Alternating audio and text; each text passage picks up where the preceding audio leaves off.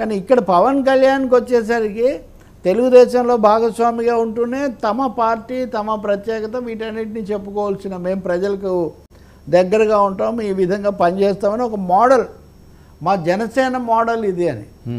Chandrababu model అది Telugu Desam, Chandrababu overall ముఖ్యమంత్రిగా ఆయన చేస్తుంటే చంద్రబాబుతో ఉంటూనే జనసేన మోడల్, జనసేన అనే మోడల్ ఒకటి పెంచుకునే ప్రయత్నం పవన్ కళ్యాణ్ చేస్తున్నట్టున్నారు. అది సహజం కదా మిశ్రమ ప్రభుత్వం. అందుకని ఇప్పుడు ఆ మాటకు సత్యకుమార్ యాదవ్ కూడా ఈ అతిసార వ్యాధి గ్రస్తులను పరామర్శించటం, ఆయన ఒక మంత్రే ఉన్నారు, ఆయన కూడా ఆ పని ఆయన కూడా ప్రారంభించారు. So Pawan Kalyan in action as a deputy chief minister, అది మొదటిసారి. ఇప్పుడు చాలా కాలం తర్వాత ఒక ప్రాంతీయ పార్టీ, కొత్త ప్రాంతీయ పార్టీ పుట్టి 23 స్థానాలు సంపాదించి ఉప ముఖ్యమంత్రి పదవి సాధించి చాలా ధీటైన ద్వితీయ పాత్రలో ఉండటం ఒక పెద్ద రాజకీయ పరిణామం. నేను గతంలో కూడా మీకు 2-3 సార్లు ఇది చెప్తున్నాను. దీనికి ఒక ప్రాధాన్యత ఉంది. దీని మీద ఎవరికి తోచిన జోస్యాలు వాళ్ళు చెప్తున్నారు. ఇది ఇంకా జోస్యాలు చెప్పే సమయం కాదు ఇది. ఇంకా అసలు వాళ్ళు ఇంకా పూర్తిగా కార్యకలాపాలు ప్రారంభించాలి. యూనిటీ ఇన్ యాక్షన్ వాళ్ళు పని చేస్తున్నప్పుడు ఎలా వస్తుంది, సభ ఎలా జరుగుతుంది, ఇవన్నీ కూడా మనం చూడాల్సి ఉంటుంది. వీలైనంత వరకు జాగ్రత్తగా నిలబెట్టుకోవడానికే ప్రయత్నం చేస్తారని నేను అనుకుంటాను. అంటే ఓడిపోయినా ఇప్పుడు ఒకటి పవన్ కళ్యాణ్ అప్పుడు బాగా దగ్గరగా ఉండి నాది 25 ఏళ్ల రాజకీయం అని ఆయన చెప్తూ ఉండేవాళ్ళు.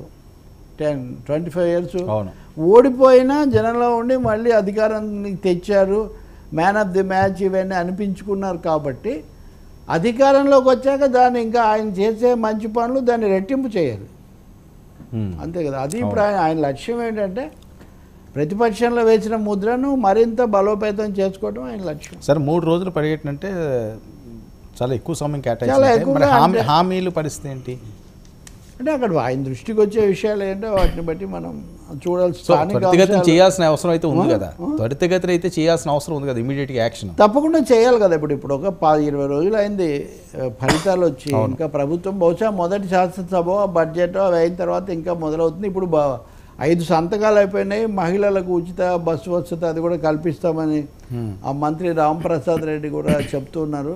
కందుల దుర్గేష్ కూడా మాట్లాడారు ఈరోజు, వాళ్ళ పార్టీ తరఫున ఉన్న మంత్రి.